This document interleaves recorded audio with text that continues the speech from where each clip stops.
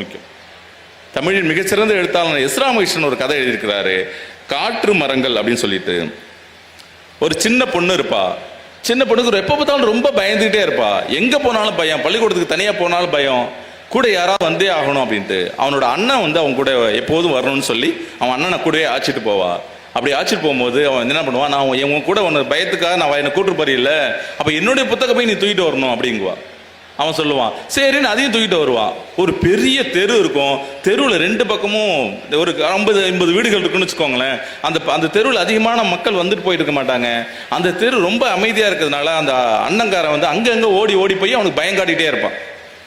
அந்த சின்ன பொண்ணு வந்து பயந்து பயந்து பள்ளிக்கு போயிட்டு வரதே பெரிய அவளுக்கு விஷயமா இருக்கும். அவர் வீட்டுக்கு கொஞ்சம் இருட்டின்னா கொல்லை பக்கம் போக முடியாது, கழிவறைக்கு போக முடியாதுன்னு பயந்துக்கிட்டே இருப்பாங்க. அம்மாவை துணை கூட்டிகிட்டே இருப்பா. இதெல்லாம் ஒரு பக்கம் நடந்துட்டாலும் இரவு அவளுக்கு ரொம்ப பெரிய பயத்தை கொடுக்கும். இரவுல எப்படி தனியாக படுக்கிறது? அவங்க அப்பாவும் அந்த வீட்டில் இல்லை. அவங்க அம்மாவோட விரலை பிடிச்சிட்டே தூங்கணும்னு ஆசைப்படுவா. அந்த மனுஷியும் காலையிலேருந்து வேலை செஞ்சுட்டு படுத்திருக்கிற மனுஷி அவங்க அம்மா அந்த விரலை பிடிச்சிட்டே கொஞ்சம் நேரம் படுத்திருப்பா. அவங்களுக்கும் கடுப்பாயிடும், விரலை விட்டுட்டு போ, தனியாக போய் படு அப்படிங்குவாங்க. அவள் தனியாக படுக்கும்போது உச்சபட்சமான பயத்தில் தூக்கமும் வராமல் தூங்க முடியாமல் பயந்துட்டே கிடப்பா. அம்மா இவள்கிட்ட மட்டும்தான் அப்படி இருப்பா. இவனோட அண்ணன் வந்து திபுதுன்னு அவன் அம்மா மேலே வந்து விழும்போது அவள் வந்து ஒரு ரசிப்பா. புள்ள எவ்வளோ ஆக்டிவாக இருப்பான், சுறுசுறுப்பாக இருக்கான்னு சொல்லி அவங்க பையனை ரசிப்பா. அப்போ இவன் நினைப்பா, என் அண்ணன் மட்டும் விழும்போது ரசிக்கிறாங்க, நான் கையை மட்டும் தானே பிடிச்சிட்டு படுத்திருக்கேன், அது கூட எனக்கு அனுமதிக்க மாட்டாங்கனால ஏன்னு அந்த சின்ன பொண்ணு வந்து ரொம்ப கவலையோட பாப்பா. அப்புறம் என்ன செய்வா, அவள் செவுத்துல அவளோட கையை வச்சு அப்படி ஒரு பென்சிலால் படம் வரைஞ்சி அவள் விரல்களை அங்கே வரைஞ்சிப்பா. அதுக்கு அழகாக வண்ணம் தீட்டி வச்சுப்பா. அவளுக்கு எப்போ பயமாகுதோ அந்த விரல்கள்கிட்ட போய் நின்று பேசிகிட்டு இருப்பாள். அவளுக்கு பயம் கொஞ்சம் கொஞ்சமாக குறையும். அந்த விரல் அப்படியே வச்சுட்டே இருப்பாங்க. ஒரு சில வருஷம் கழிச்சு அது மேலே பெயிண்ட் அடிச்சிருவாங்க. அதுக்கப்புறம் கொஞ்சமாக தெரியும், அதுக்கிட்டே போய் நின்று பேசிகிட்டு இருப்பா. அவன் வந்து அப்புறம் கொஞ்சம் இன்னும் பெரிய பசங்களான பிறகு அவள் வந்து படித்து ஒரு வேலைக்கு போயிடுவா.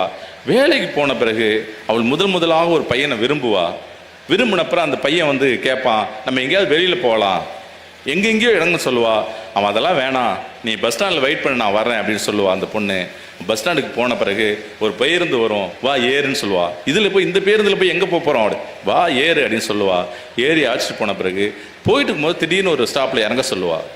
ஏன் இங்கே இறங்க சொல்கிறேன்னா, வா பேசாமல் வா அப்படின்னு சொன்னால், அது ஒரு மலை தொடங்குற கிராமம். அது ஒரு பெரிய மலை தொடங்குற கிராமம். அது அந்த பையன் போவான். அந்த பையனோட விரலை அவள் பிடிச்சிக்கிட்டு அப்படியே மலை தொடங்குற இடம் வரைக்கும் அப்படியே போயிட்டு அப்படியே திரும்பி வந்து வீட்டுக்கு போகலாம் அப்படிங்க.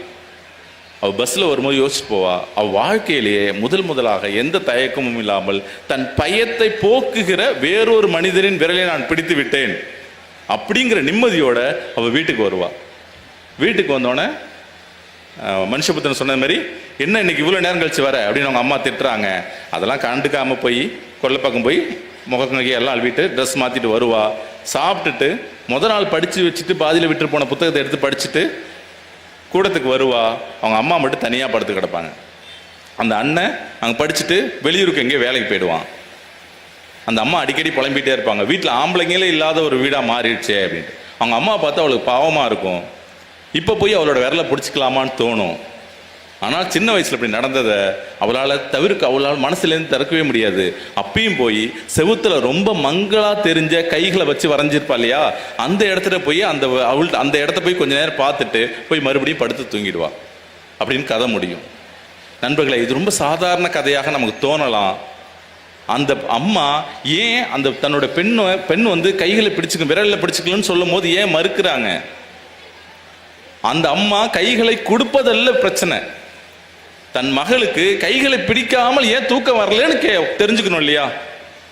அதுதானே அம்மாவோட முக்கியமான வேலை. தன் விடிய விரலை பிடிச்சிட்டே தூங்குன்னு சொல்றது வந்து நல்ல அம்மாவா இருக்க முடியுமா? கைகளை பிடித்துக் கொள்வதற்கு பின்னாடி அவளுக்கு ஒரு காரணம் இருக்கு இல்லையா? அந்த பயத்தை போக்குவதற்கு அந்த அம்மா என்ன செஞ்சாங்க அப்படி என்பதாகத்தான் இந்த கதையை நம்ம பார்க்க வேண்டியது. நம்ம வீட்டில் இருக்க குழந்தைங்களும் இப்படி நம்மள்கிட்ட வந்து கேட்டுட்டே இருப்பாங்க. ஏதோ ஒன்று நம்ம வந்து தள்ளி வச்சுக்கிட்டே வந்துக்கிட்டே இருப்போம். அது என்னன்னு நம்ம தேடுவோம். அது விரலா படிக்கிறதா இருக்காது, தான் சொல்றதை கேட்கறதா இருக்கலாம். ஃபோனை வச்சுட்டு நான் என்ன சொல்றேன்னு கேளு அப்படின்னு சொல்லலாம்.